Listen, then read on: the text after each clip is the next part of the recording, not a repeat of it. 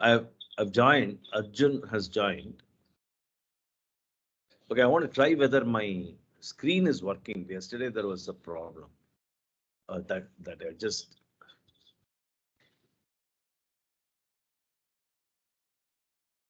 Is my screen visible? Yes, sir. Visible, sir. So,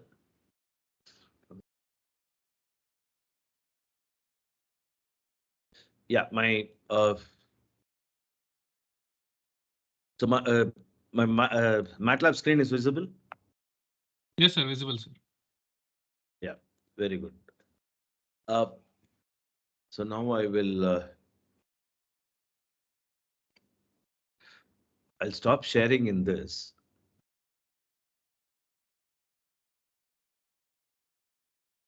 And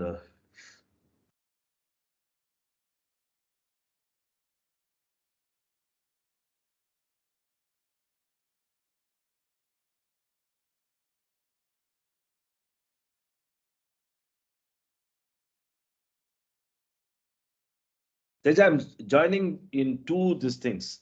In two, one with my Mac. Oh, I have to.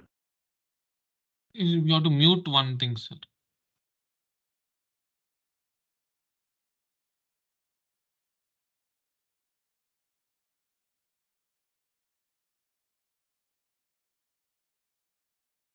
Yeah, you're able to hear me?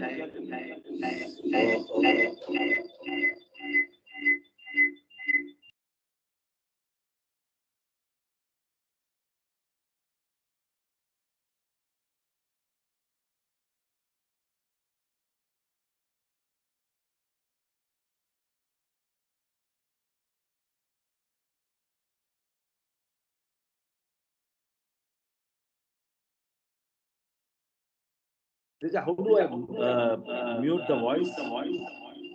That is what I hear.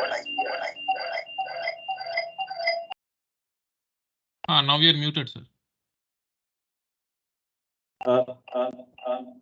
No, still coming up.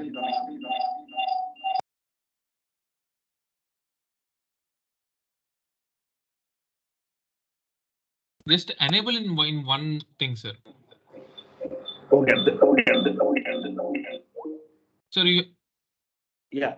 have to close the speaker also in the other one. In only one device, you have to put speaker and mic. Yeah. Okay, let me see. Other device, just reduce the volume of the speaker. Make it 0. Yeah, I've done that.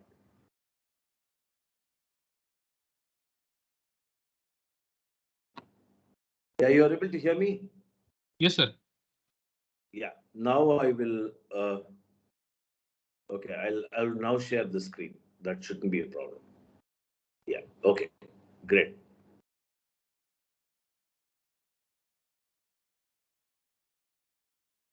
Yeah. Fine.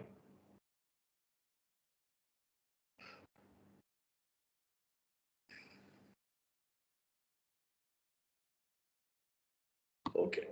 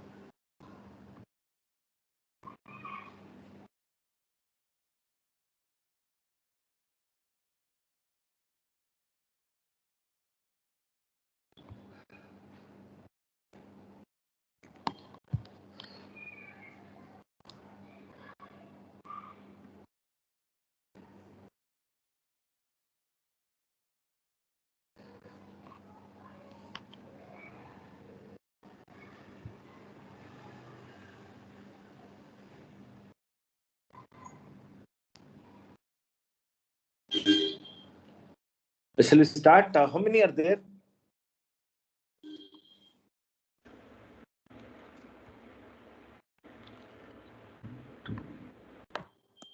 Two people, sir. Only two.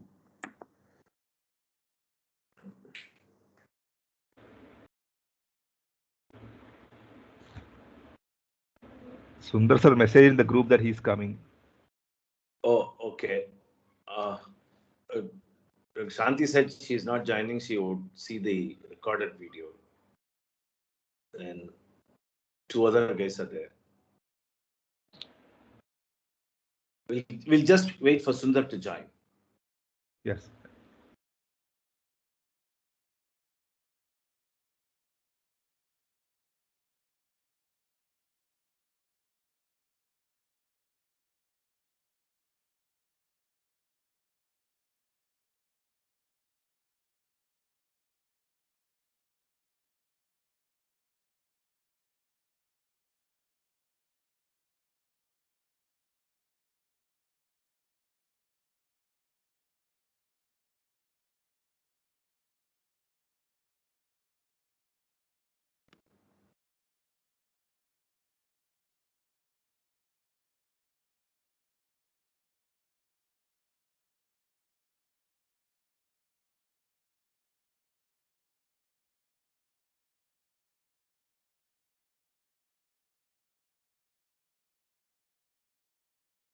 Okay, I think we'll start. So we had. Shall I start? Are you able to hear me? Yes, sir. So we had talked about the logarithms, okay, and what we called as natural logs. So remember that we said that the natural log is the inverse for an exponential function, natural exponential function. In other words, we said that natural logs are written with ln, and that if I now write log to the base e, which is ln, okay, is log to the base e of x is equal to y, then x is equal to e power y. Okay, this is what we said. Now, the relationship between y and x is through this, and the relationship between x and y is through that exponential function. Okay, so in other words, if I have now x, y is equal to e power x, then I can take log of y to the base e, okay, which is ln of y, which is equal to x. Remember that it comes from the fact that this is the one. So this becomes x now. Okay, I changed it. Yeah, y is equal to. I think I changed the. Okay, doesn't matter. So when I have y is equal to, I had changed that one. Doesn't matter. Y is equal to e power x is becomes log. So remember that this becomes log of base e to e. That makes it 1, and so that is equal to x. Now, this base, which is this e in this case, can be different. It need not be e. For example, I have something which is 10 power x. I have a function y is equal to 10 power x. Then I can choose log y to the base 10 instead of base e, in which case it becomes x. Now, if you look at this and want to get y from this expression, then x will sit here. So 10 to the power of x is equal to y. So this is the logarithmic applications. So what is the advantage?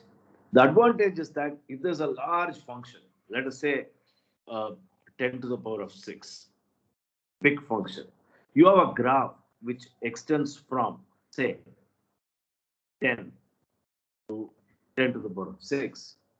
If this whole thing extends throughout, then we will use this function, and see even from 1, not 10, why not? 1 to 10 to the power of 6. If I now want to draw a graph, obviously this graph x-axis, suppose this is in the x-axis, the graph will be, I won't be able to draw it. I can't start from, say, 0 up to 10 to the power of 6. It's going to be very difficult to draw it. and understand it. So what you do is you then use in the x-axis, if x varies, because you put log of x instead of x. If you now put log of x, then log means the base 10. Then you would see that log of 10 over 6. What is this? Look at 6. this here. Second equation. Whether it's base e, base 10, the formula is the same. So what is that? Second equation. 6 log 10. So 6 log 10 is 1. 1. So Yeah. this becomes 6. 6. So similarly, log of 10 to the power of 5 will become 5 and so on. So now my x-axis, and remember this equation again, this one, log of 1 is equal to 0. So I will start from here, 0 up to 6. So here 1, 2, 3, 4, 5, 6. All of them are actually 10 to the power of 6, 10 to the power of 5, and so on. So it is possible for me to draw this graph quite easily. Is that clear? So that is why we take a log. It can be semi-log. It's not necessary that I have to take in both cases log. It's possible that y can also, I can take it as log, but not necessary. So I can take in this case only y, or I can take log y. So log x versus, so it's a log plot. Is that clear? This is a log plot.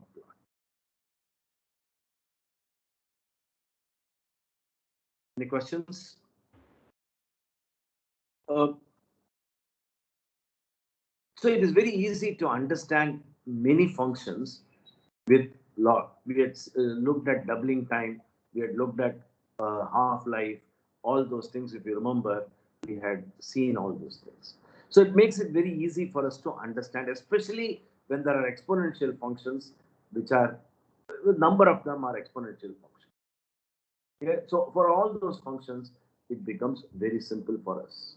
Anything exponential, whether it's natural exponential or whether it's an exponential function, it becomes very simple for us to understand. Okay? Yes, Any questions?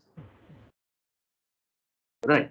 So now I'm going to switch to, I'm going to go out and I'm going to switch to some presentations on how to use MATLAB for very simple things. We'll start with very simple things. Okay? So I'm going to stop this broadcasting and I'll go back and share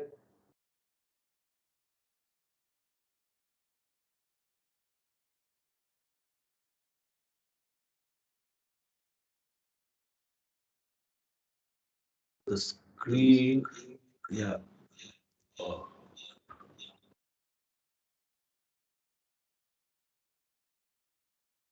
You're able to hear me? I think that one minute. Feels like there's echo, sir. Yeah, there's an echo. So I'll come out of this. Yeah. Okay. I'm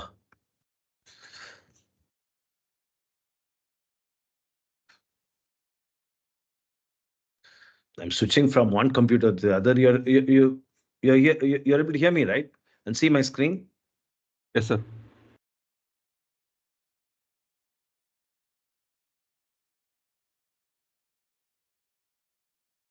Teja, you have to, my audio is switched off. No, sir, I can hear you, sir. Hello, Teja? Sir, I can hear you, sir. You have to increase your speaker volume.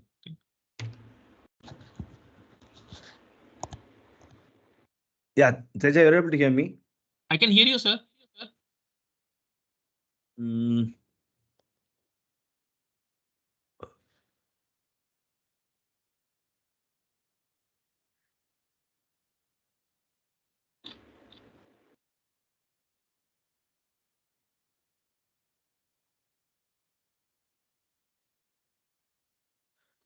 Hello? Hello? I think I'll go.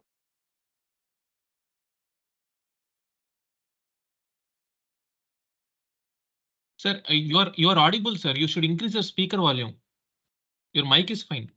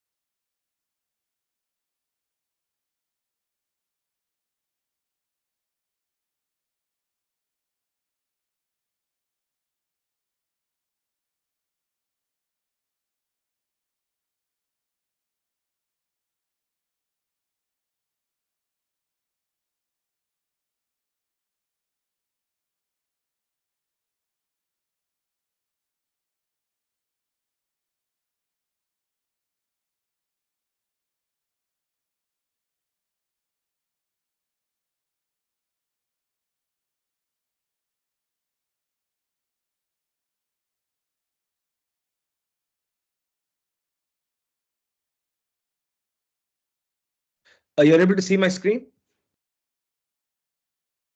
Yes, sir. Yeah. Okay. So I'm going to do some simple stuff with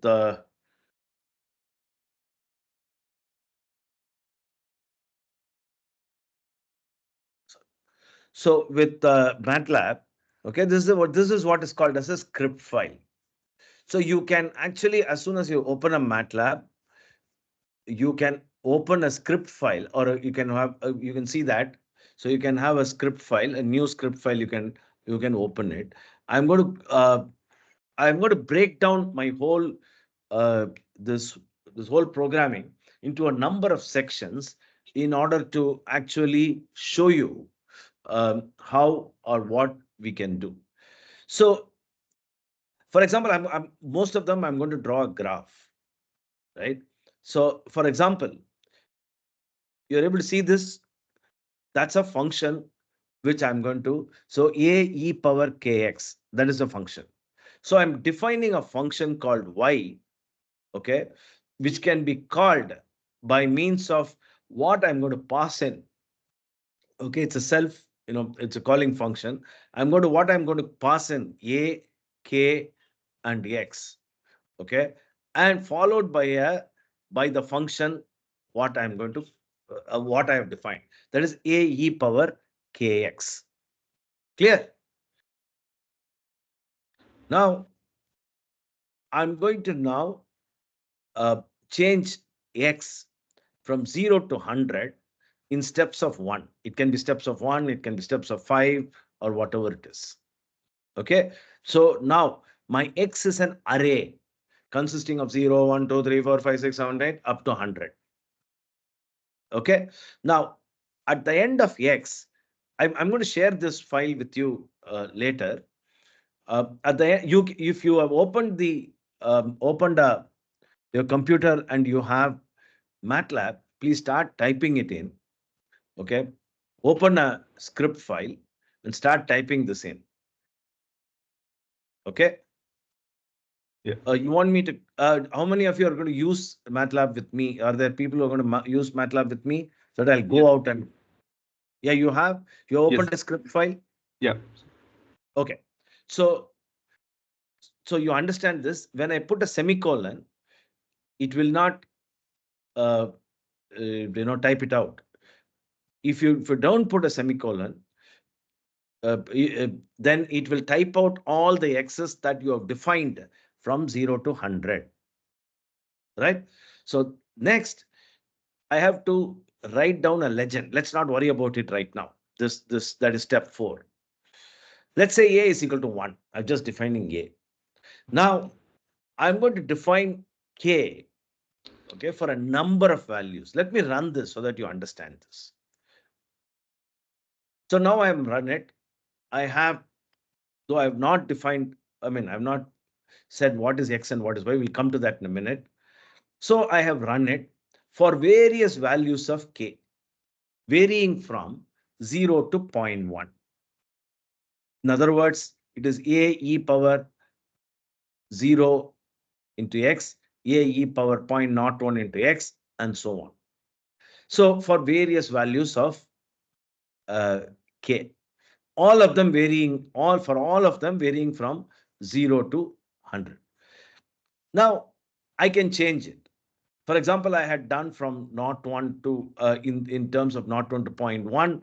So now what I'm going to do is I can change this. Say, for example, I'm going to put up to 0.5 and then run it. So that is how, say, for example, up to 0.5. I can change the how much is the x coordinate, y coordinate, and so on. So the interesting point you immediately see is how it is raising. Okay, so all of them are flat in the initial region,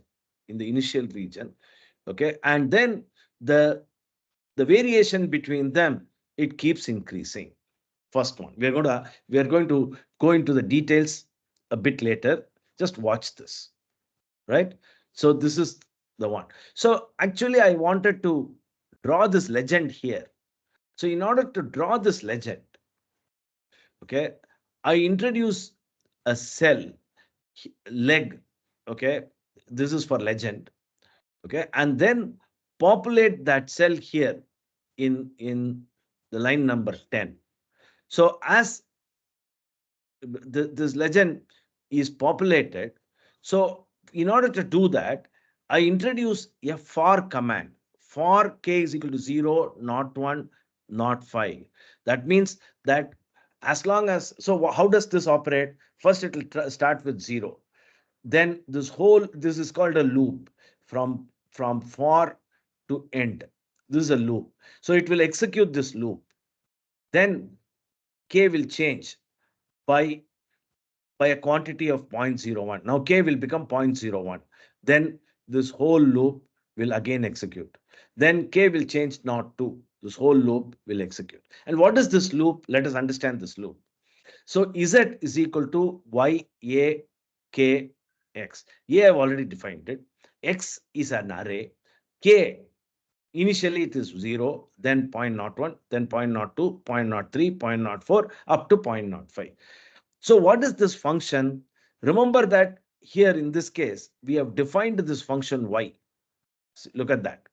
So what I am telling the computer or MATLAB at this point is, hey, I'm going to now calculate an array called z, okay, z, by using a function which is defined by the name y. Where is it? It's here. Now, if you look at this function, you will see that exponential, okay, you will see a multiplication sign, and then you will see a dot here, okay, and x. So that's dot is because there are, before an operation like this, because there are a number of k's, okay, so that is, you have a dot here. You will see that there is going to be a dot, because if there is only one value, then I need not put this dot. But if there is a number of values or an array, then I put that dot there. So then I plot it for this k. I'm holding on that graph. If I don't put hold on, that graph will disappear, that plotted will disappear. Then for legend, okay, I am now writing that legend and then end this. So this loop will keep calculating z and then plotting this z, okay, which I had calculated, okay, for each k I've calculated, that is plotted. That's what you see here. Is that clear?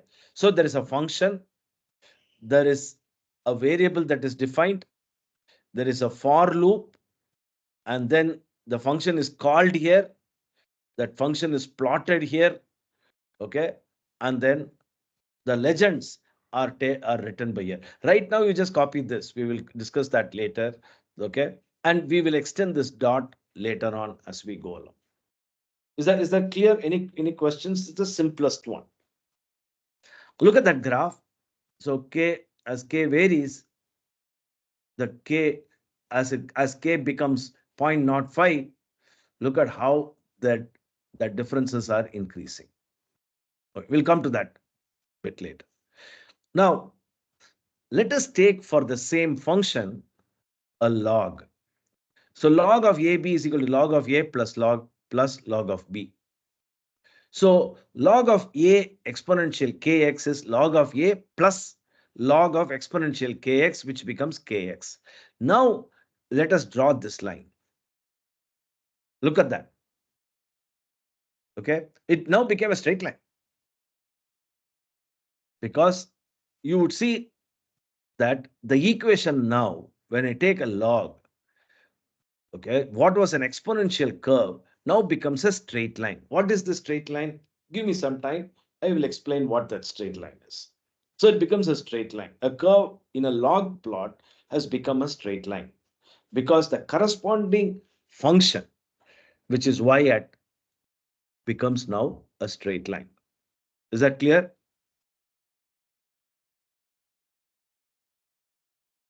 Any questions? Hello? Yeah. During the in the first line where there is y is equal to at the rate sign, what does that signify? That means it's a callable. I'm calling it, and this is if I'm going to call here, and these are the functions I'm passing on. So in this case, z is the y value, right? I mean, which one? Yeah, this is the y value. But we are plotting x and z, right? So technically, I mean, for practical purpose, z can be considered as the yeah. No, this is what. No. Please note. This is okay. I understood. Sorry. That corresponding. This is the function y, and the result that comes out of applying this function is stored in z. Okay. This is like function of a comma x comma a comma k comma x. Function of a comma k comma x. Understood? Yes, sir. What is that function? That function is defined here. Yes. The function depends upon what? It depends upon a, k, and x. So what are these a, k, and x? I have defined it before. Yes. Understood? So yes, what comes out of this function is stored now in z. Yes. So y of is nothing but function of. That's what it means. Okay. Yeah. Okay. Understood. Any questions? Any other questions? Yeah. So why are we changing the range of x and k in the second? No, just to show you. That's all. Okay. Okay, just to show you. Nothing more. Right? Okay. Now let's look at this. This is a very interesting. I'll just run it and later explain this. What is this? What is that we are going to do? We are going to now, intravenously injecting some medicine into the blood. So now from there it goes to the tissue. So it's taken up in the tissue, and later it is excreted through the kidney. Generally, the way I would say the way it is, the way an intravenous drug goes through. Now, let us first plot it. I'm just going to run it. So let's look at this carefully. So that is the amount of intravenous injection that is being given. Okay. Now, once you give the intravenous injection, let us see how this varies in the blood. Right. That's the first thing. it varies, okay, in terms of, can you see the equation? In terms of two exponentials. Most drugs change because of the physiology, pharmacokinetics. You would see that most drugs, as it reduces in the blood, reduces by means of an addition of two exponentials. Is that clear? 3 into e power minus 0.46 into 2 into t, say 2 plus 2 into e power minus 0.02 into t. So this is how it varies. It can be different things. It can be, or point, instead of 0.46, I put C1, different values of C1 and C2. So there are two exponentials. Okay, that's going to go. Is that clear? First thing. So this blue here is the concentration in blood with respect to time. Okay, this is the concentration in the blood. Now, look at that function, two exponentials. Okay, and it is decreasing, so there is a minus sign here. Clear? Now, for the same function here, let us take a log of that function. Why am I taking log? Because if once I have an exponential, I want to convert it into a straight line and see how they are. So that's what I have done. So you can see now that, let me close it in.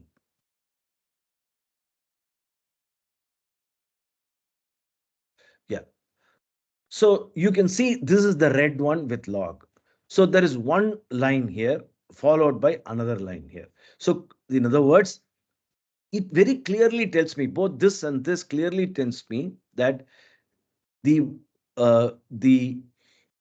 whatever medicine you've injected, intravenously injected, that drops quickly first in the blood, and then it just slowly gets released, into the tissue. So if you now look at the tissue, how does the tissue actually takes this medicine? That is given by black. So let us now look at that expression. So this is the expression. Look at that expression. That is the expression for the so CI is actually the initial quantity which you are injecting. That is the CI. So you would notice that, look at this. So this is the expression for uh, what is happening in the tissue. So what am I trying to tell you? So it is possible to model, point number one, by, I mean, the physiology is quite, pharmacokinetics is quite involved. I'm not going to go into that. I want to just tell you that exponentials have a great role to play. So for how much, and exponentials are combination of exponentials. For example, if you look at in the blood, actually it's a combination of two exponentials. And interestingly, one exponential acts, okay, initially, and the other exponential acts later. Now, if you want to look at that, okay, we can do it. For example, let me go here. Okay, the other thing I forgot to tell you. One minute. Oh. So here you can see that I have written time, I have written concentration in one side and concentration in natural log. So you can write all that. I'll come to that in a minute. Okay. So now what I have done is I have, look at this, W1 minus C1, okay, into exponential minus C2, W2 into exponential minus C2 into T. Now I'm going to use only one exponential. Okay, I'm going to use only one exponential. What would happen? Let us see what happens if I am using one exponential.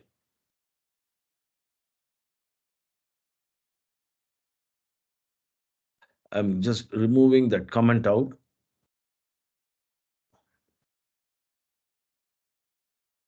Oh, sorry. I think I have to.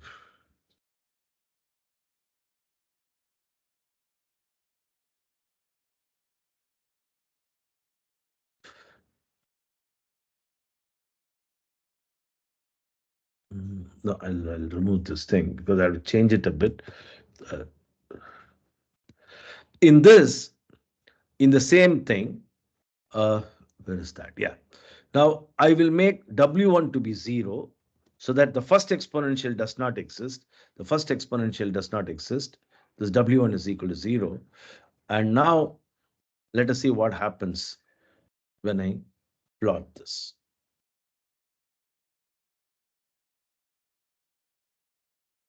So you would notice that it's a smooth curve that is coming up. The blue is a smooth curve. There is no two curves. It's a smooth curve. So I'll just 1 minute. Let me do that for logarithm also. Where is my log?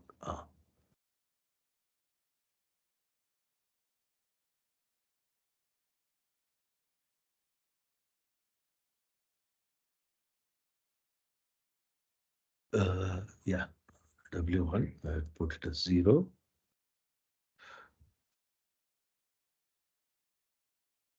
Yeah, so you now see when the first exponential is removed, it is just one straight line. Because I have two exponentials, one straight line initially is like that, another straight line is like this. Okay, let's see, let's note the difference. Again.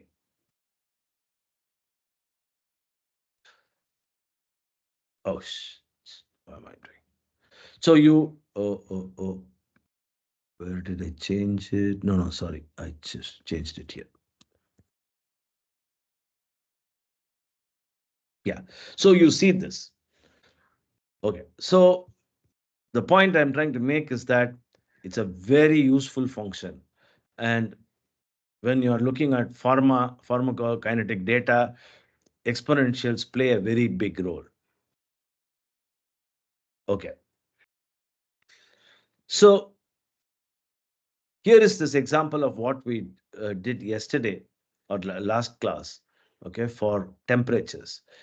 So you would see that the temperature in centigrade and temperature in Fahrenheit, actually, no. Okay, this is immunosuppressive constant will change. Okay, if you can put this,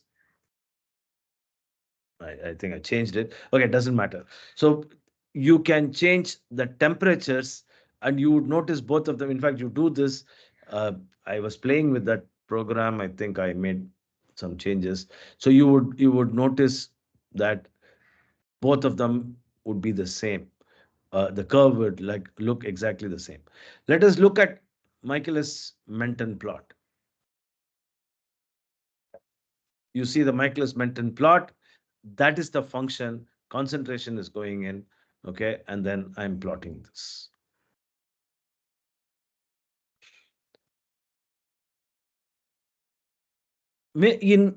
Apart from exponential, they are using so many functions. Let us use this function, what you are seeing here.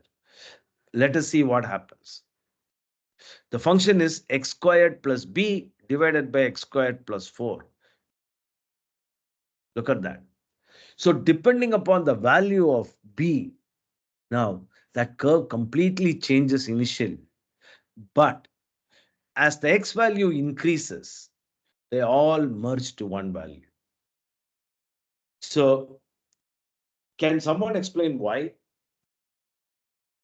So this x squared plus b divided by x squared plus 4. B has no role to play. This is one interpretation that you have to do. Why? When x becomes sufficiently large, then it Yes. doesn't matter. Yeah. Numerator and denominator will be very close as x becomes large. Yeah. X becomes large, x squared by x squared, it would become. So One. it will go to 1. So that's an interpretation that you do. So all, see, why am I doing all this? Because from now on, it is not equation. In your earlier school classes and all that, you were looking. Now it is a question of understanding that equation. Okay, that's why we are doing this. So this is k power x, which we drew last time. So again, you would notice how this whole thing varies. We saw that in the one of the last classes. There are a number of examples I was telling here. Okay, this is breast cancer cell with radiotherapy. This is the expression, exponential minus alpha into d minus beta into d squared, into 100 as percentage of cells um, which survive due to radiotherapy. So let's see how this looks like. Yeah. So for various values of alpha and beta, this is how the curve looks like. Okay. So I'm going to stop this and I'm going to get back to teaching mode. And there are interesting observations that we are going to make. And I will come to this MATLAB again. Okay. After we finish. You would be sharing this. Yeah, sure. Sure. Okay.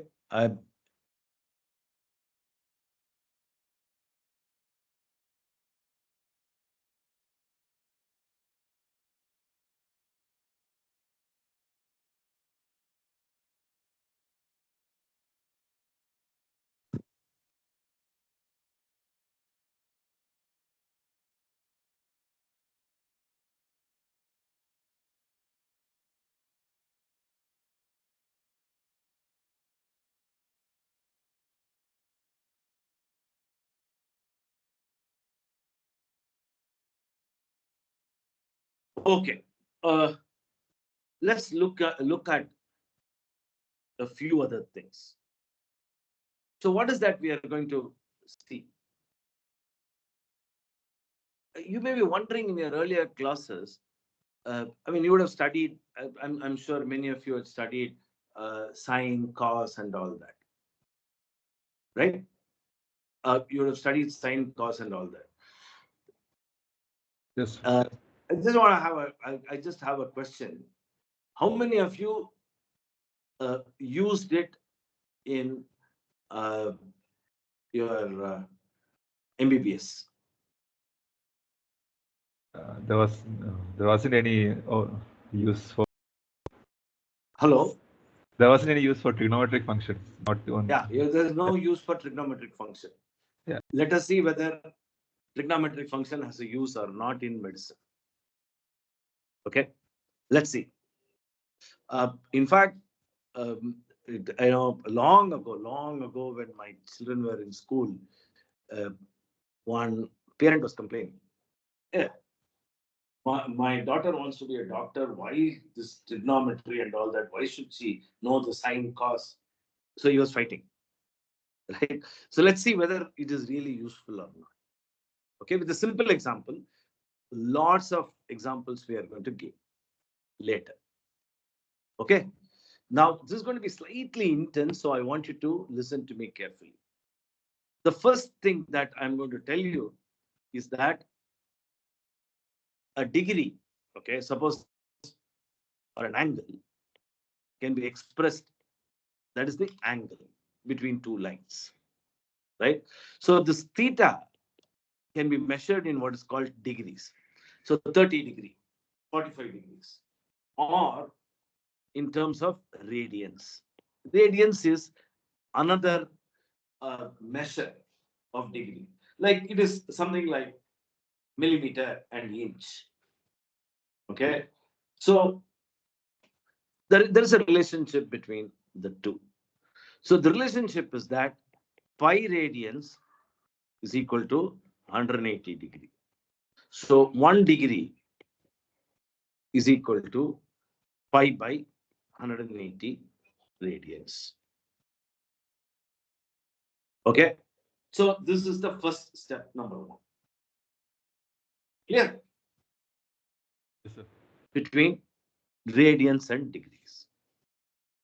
Now, I think I should take one more. Okay. Now, let's just revise what we already know. People who remember it, sorry that I have to go back. So, the same way you can also calculate. So, one degree pi by 180 radians. So, similarly, you can say that 1 radian is equal to 180 divided by pi degrees. Okay. So, if I want to convert, say, 60 degree into radians, how do I convert it? So pi, 1 degree is pi by 180 radians. So pi by 180 is 1 degree multiplied by 60. So 3, that is equal to pi by 3 radians. So 60 degree is equal to pi by 3 radians. And similarly, you can calculate for anything. Clear? First. Now, let us go back and define what is sine theta, cos theta, and all that. Let us say that this is theta. So this is the opposite side to the theta. This is adjacent side to the theta. And this is the hypotenuse.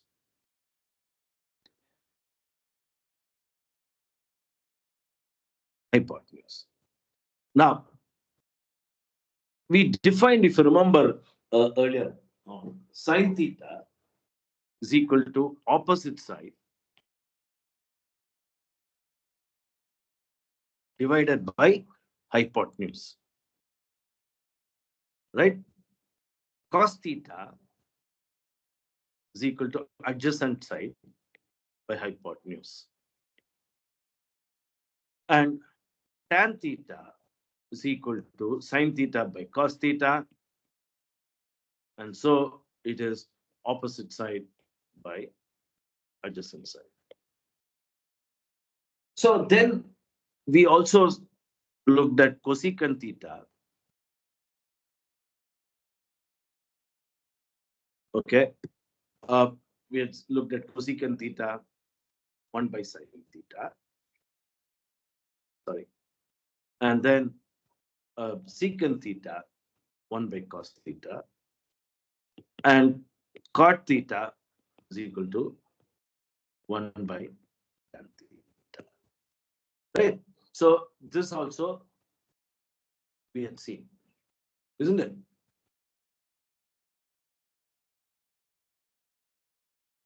Hello? Yes, sir. Yeah. Yeah. So now the question we'll ask is, why am I studying all this? That's a good question. In order to do that, I'm going to introduce a very important concept, which unfortunately is usually not taught in medicine, which is actually very important. Right? So what is the importance? So now let us look at the forces that are acting as a person is standing. Very important for all orthopedic surgeons. I know that Karthik is attending, but anyway, he's a master in this. So very important. So let us look at of the force. What is force? We have experienced it, if not. Force. Okay. For example, there are 4 forces that is acting. You're able to see this figure? Sir. Okay. Now, there is one force as the person stands, which the ground supports the person, which means that it is holding the person. And that force is called the normal force. It's perpendicular to the ground.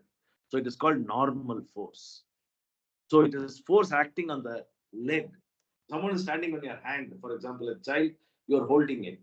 So there is a force that is pushing your leg down. And there is an opposite force that is acting on the child, which is this force N, normal force. Then you have the weight of the leg due to gravity, which is acting, okay, perpendicular. Let's say, so all weights act through what is called center of gravity, CG location. So there is a weight that is acting. Okay. Then look at this. So there is the hip joint, and there is a reaction force that is acting at the hip joint. Okay. At the hip joint. So this is the what is this? This is the force of the whole body, which is going to the leg. So there is a force. So the force actually goes like that. So that is the force that is acting. So this is the force that's acting on the leg. So I can isolate the bone, the femur, and say that, look, the femur,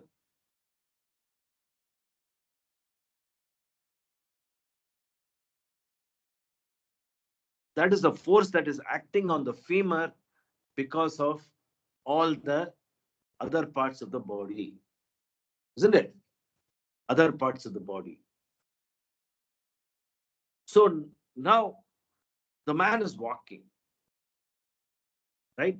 So when he is walking, there is there are abductor muscles. There are three abductor muscles, and that abductor muscles act at the greater trochanter, and that force is M.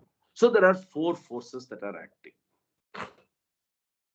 Now, the four forces that are acting, okay, have to be in equilibrium.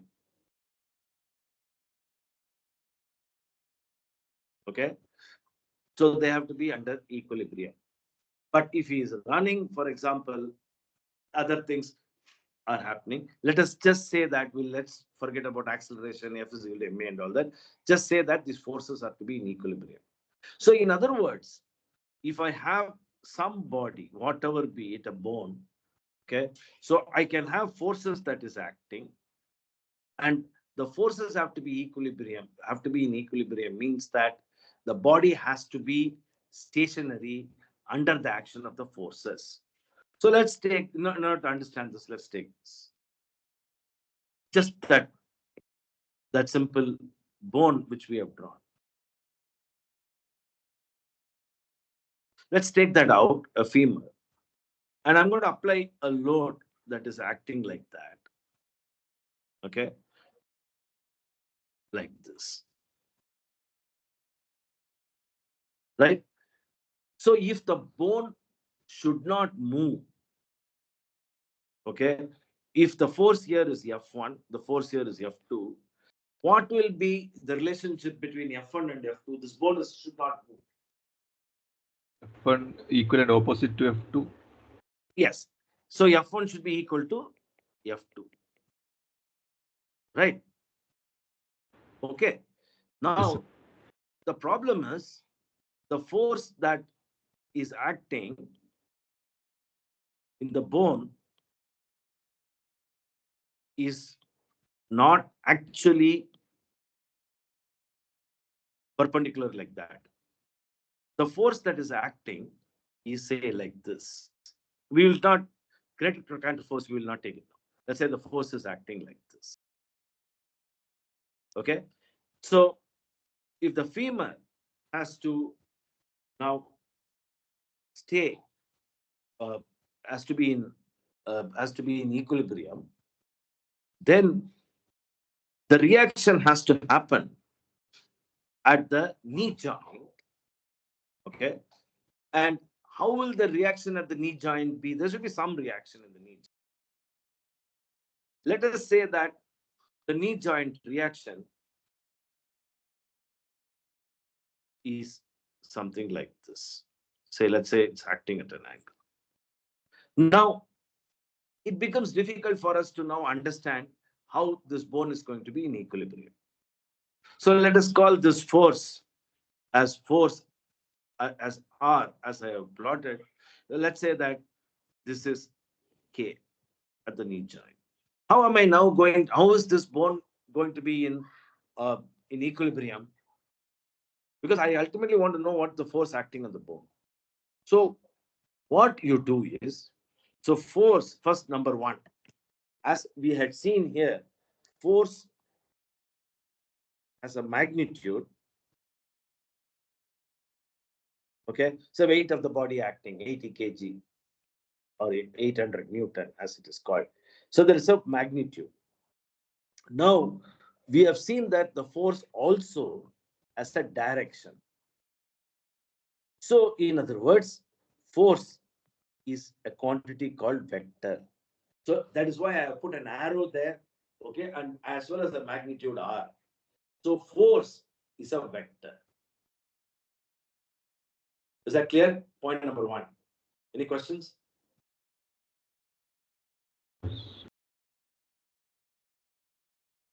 Hello? Yeah? So to be in equilibrium, the forces should be equal, should be balanced in all the directions, right? Like if some Exactly. direction I'm is coming to unbalanced. that. I'm coming to that. Okay. So force has a magnitude and a direction. Is that understood? Yes. Okay. Others? Dr. Sundar? Yes, sir. Yes, sir. Yes, sir. Yes, sir. Yes, sir. Okay. Now, Yeah. so force has to be, balanced in all the directions. So in other words, it has to be balanced in two directions, one vertical direction and a horizontal direction. Let us call this direction as X and this direction as Y. It's a very practical problem because that is how, in fact, orthopedic biomechanics is only about force and only about equilibrium between various forces.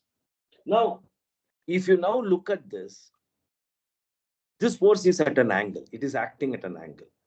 So what I do is the force, what is the equivalent force in this direction?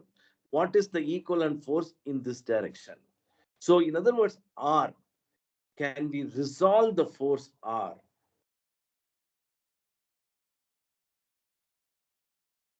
Can we resolve the force R in X direction and Y direction? Let us call that as Rx and Ry. How do I now resolve it? Can anyone now guess how this can be done?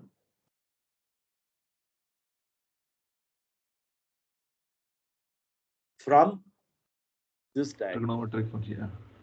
trigonometric functions, right? Yes, sir. So now the same, I'm going to put this force here. That is the force, that is R acting, right? So this is the force. What did we call this as? R, Y. What did we call this force as? R, Rx. Rx. And what is this angle? So theta. So this is the angle theta. Clear? That's the angle theta. Now, tell me, how do I write Ry? I know R, suppose. How do I write Ry?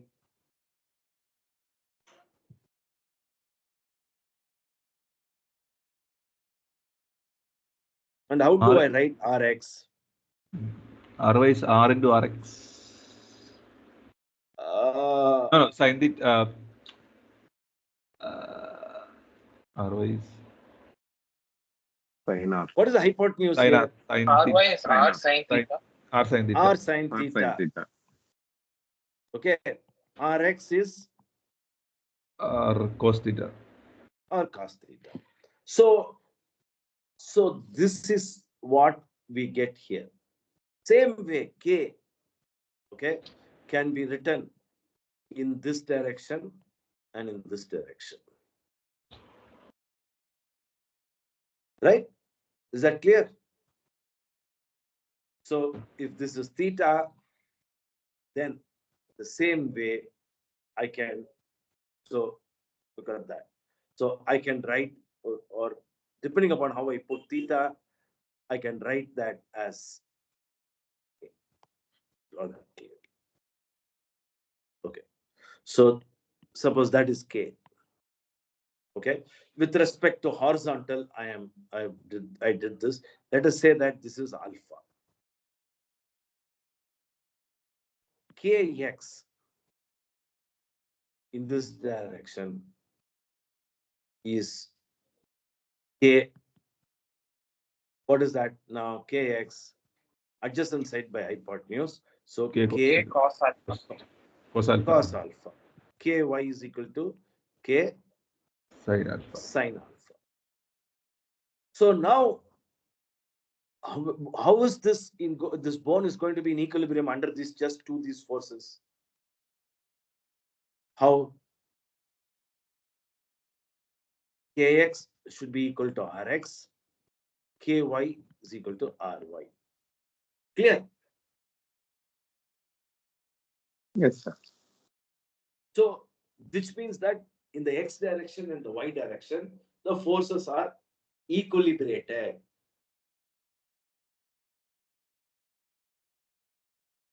Clear? Yes, sir. Yes. So I have a So, doubt. yes, sure. If we resolve the force in x direction and y direction and equilibrate them, would that mean that the force in the original direction will automatically be equilibrated? Good question. So the problem for us is actually in original direction, okay, in the original direction, it is difficult for me to operate in the original direction. Yes, sir. Clear? Yes. So what I do is, if I now equilibrate in kx and ky, automatically the whole body is under equilibrium. So these are the two coordinates, a system which I've introduced, because there are 2 degrees of freedom in this body. So what does it mean? If the body moves along this direction, suppose this is the body is moving along this direction. It's easier to find out from displacement. Body has moved d. So from this point to this point, you can notice that this d can be this dx plus dy. So anything can be now resolved in x and y direction. Okay, and all operations are in terms of those directions. Clear? So if I now, in other words, simple words, we always say equilibrate all that in the x direction, equilibrate all that in y direction is equal to 0, then the body is under equilibrium. Is that clear? Automatically, the body is under equilibrium. Yes, sir. So there is no question of original force angle, because then you get confused. Is this theta or alpha? Which angle? So this can be in theta and this can be in alpha. So which angle? So we don't talk about that angles, but we talk about a coordinate system. This is called as the coordinate system.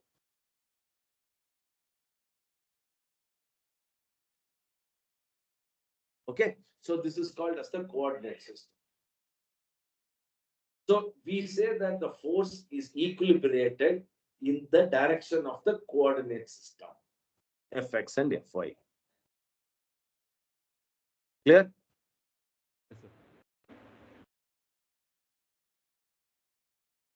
Yes, sir. Yeah. Yes. Yes. So actually, the trigonometric functions have a great role to play, not only here, but in terms of other things as well.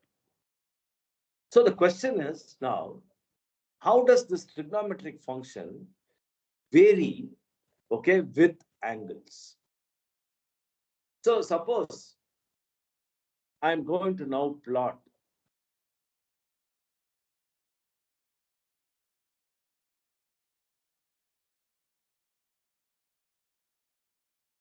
theta, okay, versus a function called y is equal to sine theta. So I am now that is this directional plotting. Why? Then how does this curve vary? Interestingly, this is called as a sinusoidal curve. The sine takes a form like this.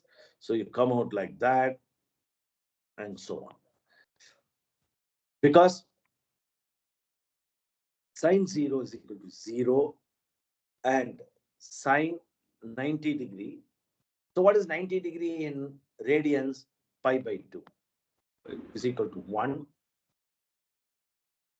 Then it goes back to 0. Okay. And then goes back to -1 and goes to 0. So this is the sinusoidal curve, the sine periodic curve for sine function. So the cos function is different. So now if you look at the cos function, so it will come like this, go to 0 here, okay, and then go and reach a maximum here, here, and so on. So it starts at, when it's 0, cos function has a value of 1. At pi by 2, it has a value of 0. At pi, it has a value of -1, and so on. So what you say is that there are 4 quadrants as theta varies from 0 to 90 degree, which is in radians pi by 2, 180 degrees, which is in radians pi, 270 degree, which in radians, what is this?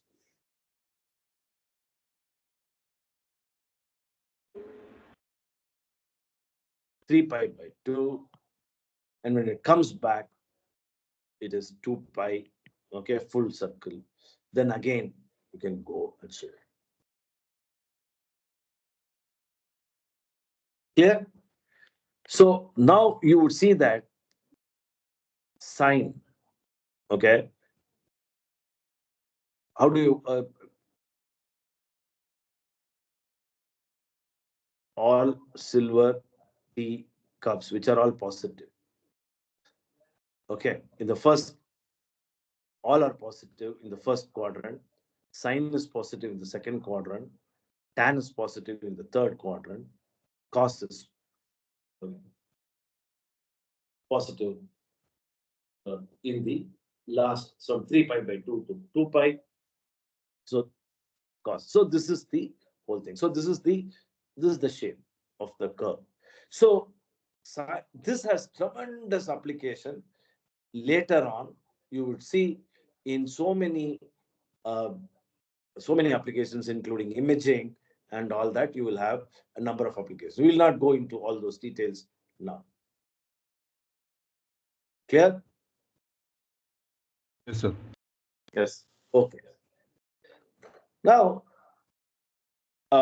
let us now look at something very interesting. So can we go ahead?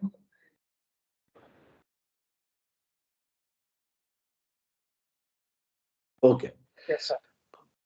Now, we had written functions of time, okay, a function of some time, function of x, and so on. And in fact, though for plotting, I had used discrete values. Okay, I had used discrete values. They are all continuous functions.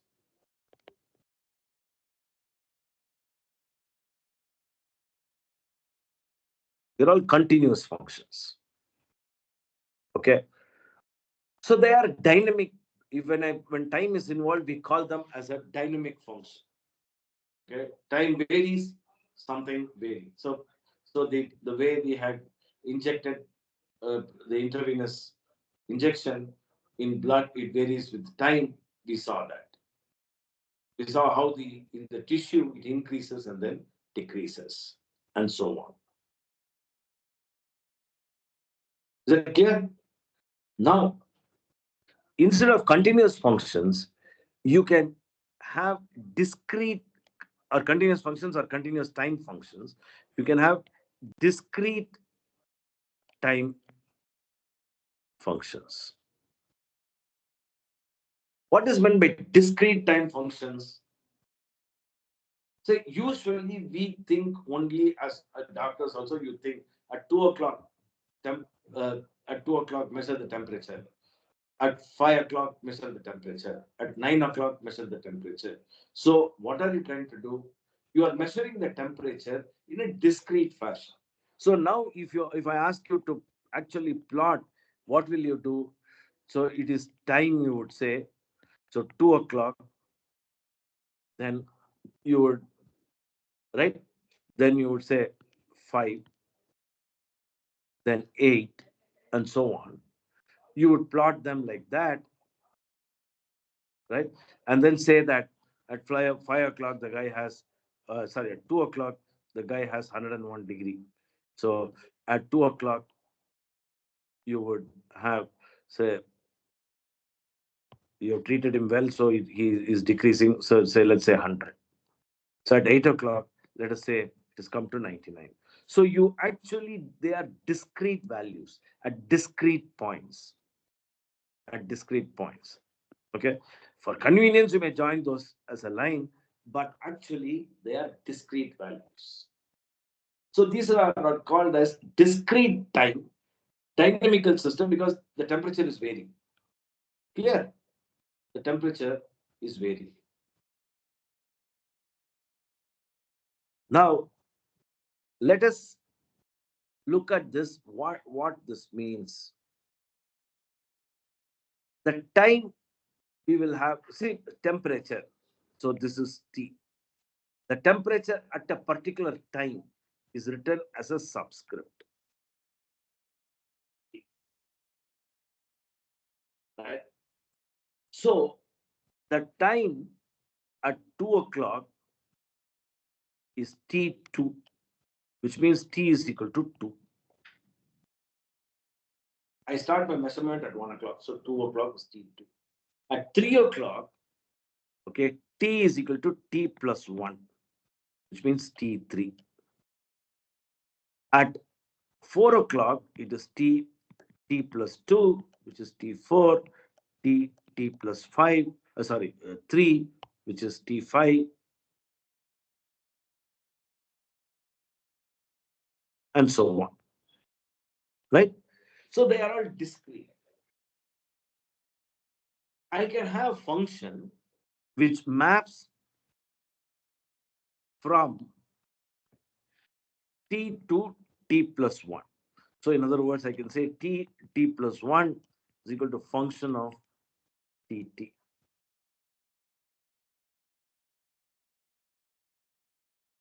Okay, so T is general. It's a general thing. So in other words, T4 is now a function of T3. T5 is a function, T3. So T5 is a function of T4 and so on. So it is, please note that it is a discrete function. From if I know 4, I'll go to 5. If I know 5, I'll go to 6, and so on.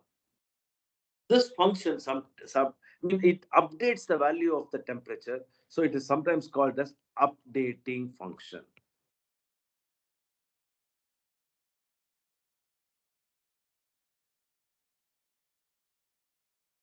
Right? So you can have an equation for this. You can have an equation for this. So you can say that there's a relationship between the two, between the temperature. So maybe you can say that the T at T plus 1, looking at this graph, is equal to Tt minus 1 degree.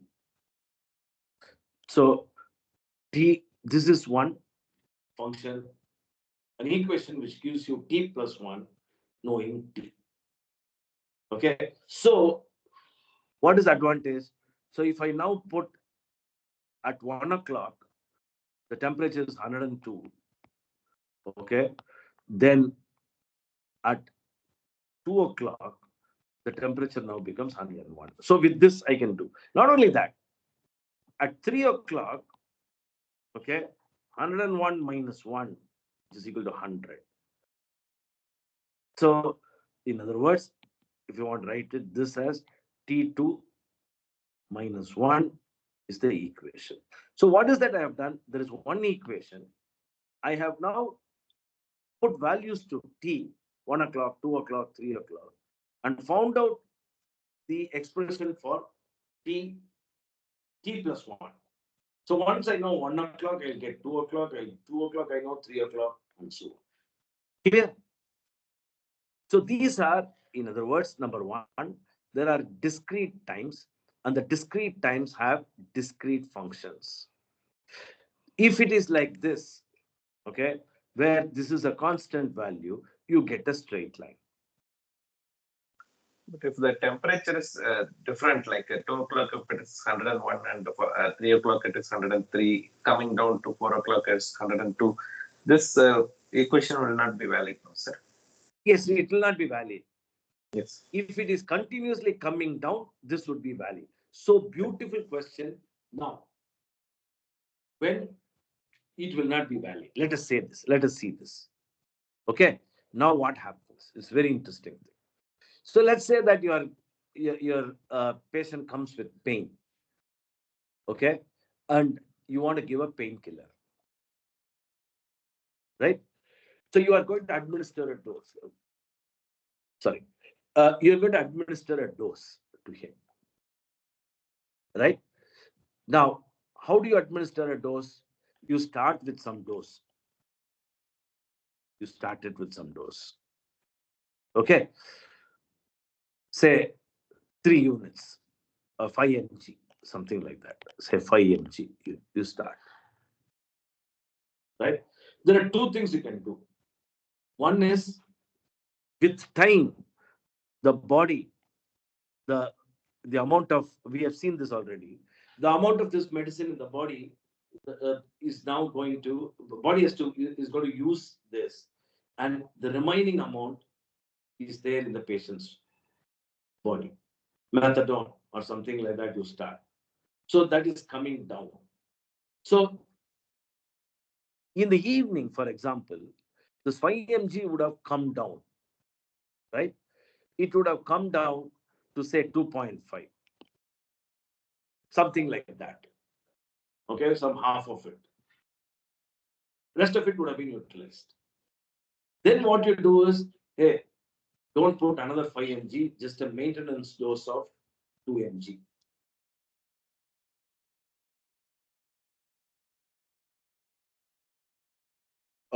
A maintenance dose of 2 mg.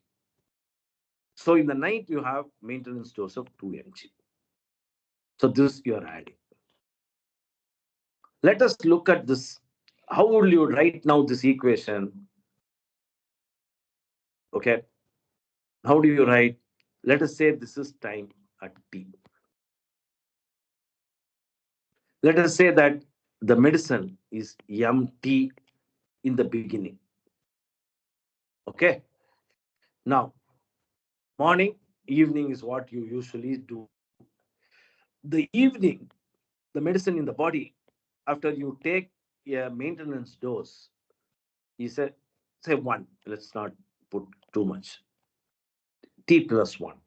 So what is the equation that you will write for m t plus 1? If I want to write this as an equation, how will you write?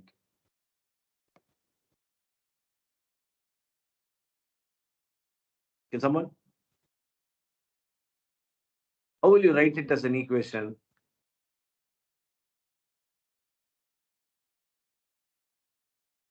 So it has come down. MT has come down by half. So 0.5 MT plus okay, 1. plus you have added something. Let's say we have added 1 as a maintenance dose. Right? Clear? T plus 1, the 1, that's dose, right? But T is time, right? So how would you add T? So time is a discrete time. So discrete time is morning, afternoon. So T is equal to 1 is morning. T is equal to 2 is in the afternoon or evening rather. Then T is equal to 3 is what? Next day morning. Okay. Then next day evening becomes T is equal to 4. So for you, you are worried about 1, 2, 3, 4. That's how you write, right? Yes. So you are saying that 1, 0, 1 for 5 days. Yes, sir. So actually it is something like this.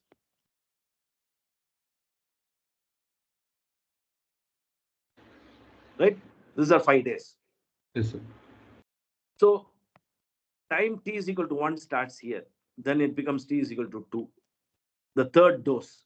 T is nothing but third dose. This is the fourth dose, and so on. Okay. Yeah. Sorry, fourth dose. I'm in a hurry to write. Fifth dose, 6, 7, 8, 9, 10. So this becomes the 10th dose. Right? So now, this is the equation that you write. Can you explain MT plus 1, sir? What is that? MT plus 1. This is 0.5 into MT plus 1. No, sir. That the primary one. The MT plus 1 is equal to is you are writing. So that one. T plus 1. Why that plus 1 is coming, sir? This plus 1, because you started at MT, at T is equal to 1. Yeah. Okay. Now, so this means that M2, that is at the evening. Okay. Okay. Is equal to 0.5 M1. Yes. Plus 1. So what is M3? So you said morning. Also you have, so morning, next day morning, that is here, you have 1 mg, you say. So what is M3? 0.5. What is this?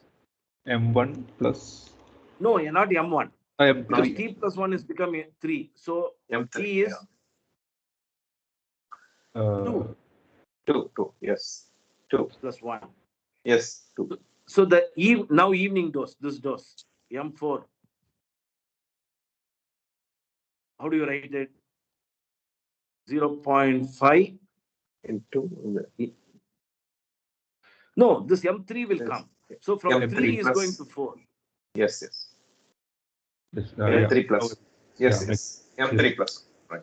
1, 0, 1, 1, 0, 1, 1, 0, 1. So this is the first dose, second dose, third dose, fourth dose, fifth dose, sixth dose. Right? So first dose, he takes 5 mg. So 2, then this is the 2. It has reduced by 50, say 12 hours, it is reduced by 50%. So 0.5 M1, M2 is 0.5 M1. Now the guy has added 1 mg. Okay. M3, what is there in M2? It goes to M3. So this is another 12 hours between the two. So M3 is equal to 0.5 M2 plus 1, and so on. Yes. Now it makes sense. Right. Now, so this is called recursive formula. This is recursive. Again and again, recursively you are applying this. So it's called as the recursive formula. Right? Here, sorry, 0.5 M1, 0.5 M2, 0.5 M3 looks the same, no, sir? No. Let us see this. Let us see what happens. Is it the same? Okay. Is it the same? So that's the question. That's an interesting question. So you will see now how variations are going to come. Okay. Let's see how the variations are going to come. Let us take, first you say the fellow is too much of this one, pain. So you say first day you take 5 mg. Right? Okay. So now M1 is equal to 5 mg. He has taken 5 mg. Right? Clear? Now, That is the initial dose.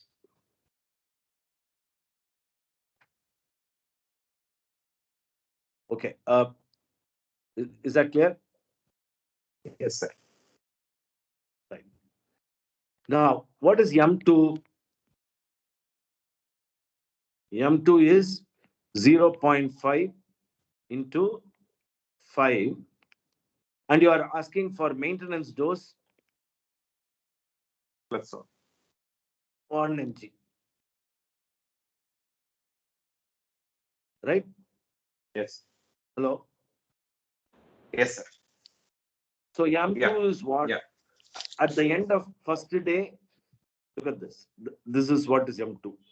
At the end of the first day, he has taken one tablet. His M2 is what? 2.5 plus 1, 3.5. 3.5. Yes. Right? Now, M3. What is M3? 0.5 into 3.5. 0.5 into 3.5 3.5 plus 1. plus 1. What is this? 2.75.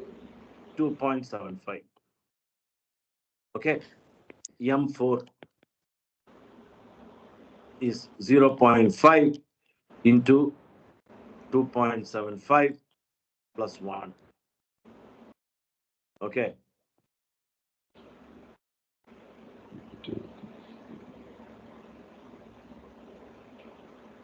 1.375. Yeah. Yeah. Yes.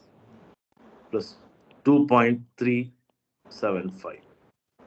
So M5, 2 into, 0.5 into 2. So let's say 38, we'll say plus 1.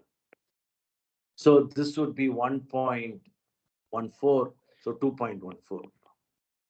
Right? So actually, if you now plot it, it will be very interesting with respect to dosage. That is first dose, second dose, and all that. So from 5, it has come down, and you would see that it will hit 2. So with maintenance dose, ultimately, what is that you are trying to do? First, the fellow has a lot of pain. You give him 5, okay, and then put just 1 as maintenance dose. So the guy is now coming down, and he will after 4 doses. If he's going to get an operation, he has to take this for 15 days. After about 6-7 days, his body will have just 2 mg. From 5 mg you started with the maintenance dose of 1 mg. The body will ultimately have 2 mg as an equilibrium. Clear? Yes. Now, you may not give a maintenance dose of 5. You are a bit worried, maybe there is some bleeding and other things. So you say that just take 1 mg per day. Now, Dr. Sundar can say, hey, not more than 5 days. Right? This is what you would say, 1 mg morning, evening for 5 days. Right, sir? That's a common thing. Yes. You will do something like that. Then now, let us see what happens. How is this equation now? Mt plus 1 is equal to same thing, 0.5 Mt plus 1. But what is the first one? 1. Because you are giving first itself 1 mg only. 1 mg morning, evening. This is what you said. Correct? So let us see. Morning, the fellow had 1 mg. So M2, that is, he is coming in the evening. Evening, what will he have? 0.5 into 1 plus 1. So this, what does this become? 1.5. So in his body, what is this 1.5? That is the mg which is staying in his body. Clear? Next day morning. Yes. Next day morning, what happens? M3. M3, what happens? 0.5 into 0.5 1.5. into 1.5 plus 1. Plus 1. 0.5 into 1.5 plus 1, which is 1.75. 75. So M4, if you calculate it, let's see what is M4. So 0.5 into 1.75 plus 1, this is 1.875, and so on. So M5, if I now calculate it, it would be 1.94 or something like that. So now if you plot it, actually, when you are giving just one maintenance dose or one per day, not even as maintenance, or 101 mg per day, after 5 days, how will actually his body, how much of this medicine will be there, painkiller will be there in his body. So you started with 1, you would see that it would now, his body will have 2. Very interesting, right?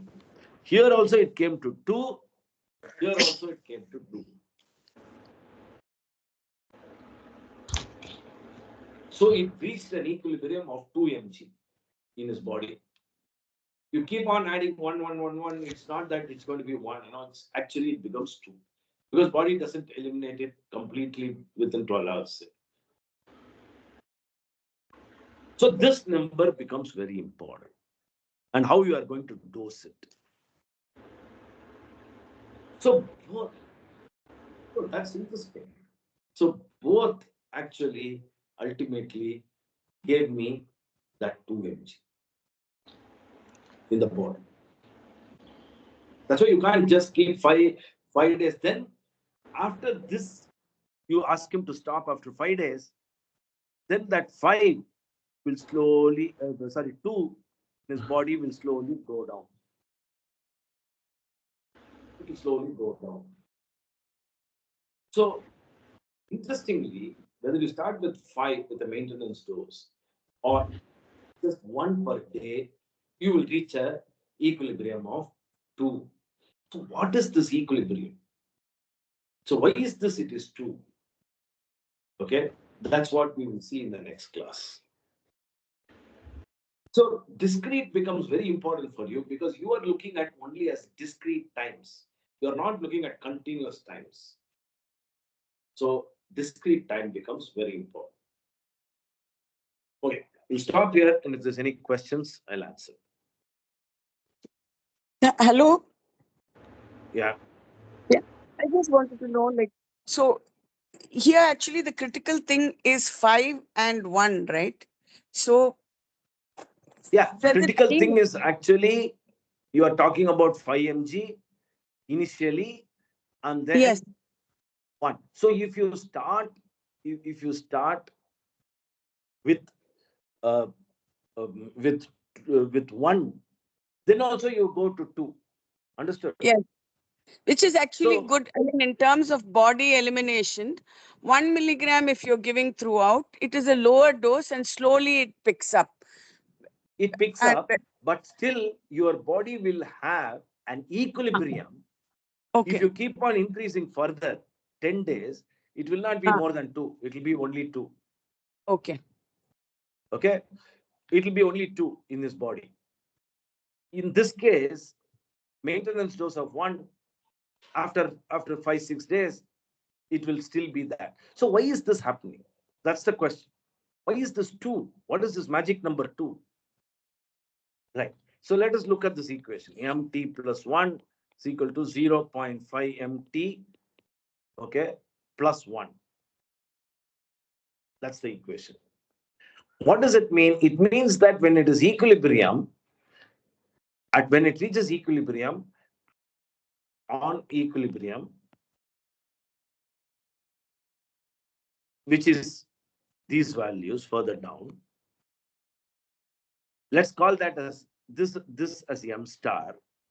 At equilibrium, nothing changes. So mt plus 1 is approximately equal to mt. Okay, mt plus 2 is approximately equal to mt. They're all approximately equal to m star. It's the same. So if I now substitute it in that equation 1, you'll see m star t plus 1. It's not going to change.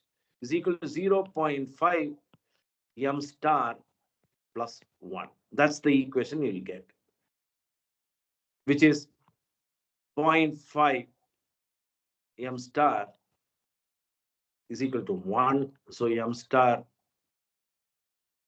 is equal to 2. So this thing comes from the fact that you have an equation of this form. Suppose you say that maintenance dose is different and this 0.5 is different and so on, you will get a different equilibrium. You will get a different equilibrium. But still it will be an equilibrium is what you're trying to say. Is it? Yes, it is. It will be an equilibrium. Right. Right. So for example, the body absorbs it, and at the end of the day, it's only 0.25 that is there. Let's see what happens. And you are giving a maintenance dose of 2. Okay. The equation becomes mt plus 1 is equal to 0.25 mt plus you're giving a maintenance dose of 2. You're adding. Right? Okay. Then what happens? M star is equal to 0.25 m star because mt plus 1 is equal to mt is equal to m star during equilibrium plus 2. So I'm bringing it this other side. So this becomes m star minus 1/4 m star. 0.25 is 1/4 is equal to 2. So 3/4 m star is equal to 2. So m star equilibrium is 8/3. That is 2 and 2/3. So now in the body on equilibrium, the amount of medicine that will be there will be 2 and 2/3 mg. So for any medicine, this value becomes very important, okay, which enters into discrete equilibrium. How much does this kidney actually remove it from your body? Okay, that becomes important for dosage. Because you don't want, as far as possible, too much of this medicine to be in the body. That is, as a doctor, you decide. I want only 2 mg to be present for him to be happy with his for his pain medication. That's what happens. Okay, can it be in another way, another thing? That's interesting. That's what we will see in the next class. Can it be in 2 equilibriums? It may be possible. That's more interesting. We'll see that in the next class. Nice. Okay? Yeah. Yeah. Thank you. But how do you define Okay. this equation? Hello? Yeah, but how do you define these equations? Like Yes. So this depends on the equation drug. comes from how, pharmacokinetics, how much your body rejects, how much. This is a straight line equation. Just for illustration, I put. It need not be a straight line. It can be more complex, as we had seen in the earlier example. So how much does the body reject? How much it retains? So where does it retain? All those things matter. Okay. So that equation comes from pharmacokinetics. So that's what the drug company should tell you. By evening, if you give so much, by evening, 0.5 is rejected or is taken out by the kidney, 0.5 remains, and all those things. So it is not Okay. necessarily half-life. Right? No, half-life is different. Yeah. It's Okay. not That is in half-life. an exponential form. Half-life is different. So it depends on the drug or the treating area. It depends upon the drug and how you have given. So we have seen intravenous injection. How does it vary? So we saw that. Okay. So this is say tablet which you take. How does that vary? It's much slower. Half-life, we saw that in the last class. It's an exponential function. Okay. So think about it. We'll meet in the next class. If your dose is lower, it's really it's a lower dose. No, it again comes to the same equilibrium. Whereas you start high, it again. So to that extent, medicine, if you're giving low, that is why they give divided lower dose. Yeah, you give a lower dose, it will go to the same equilibrium. You start with a higher dose, and then give a maintenance dose, then it will go to that same equilibrium Okay. Right. with time. Yeah. Okay. Thanks. So that's a Yep. very good idea, because initially pain may be large and you want him to be comfortable afterwards. Okay. So Yes. you give 5 first day and then say a maintenance dose. Then Correct. also it will contact. Okay. Yes. Yeah. Thank you. Okay. Thank you. Thank you. Thank you. Thank you. Thank you, sir. Thank you, sir. Thank you, sir. Thank you. Thanks. Bye.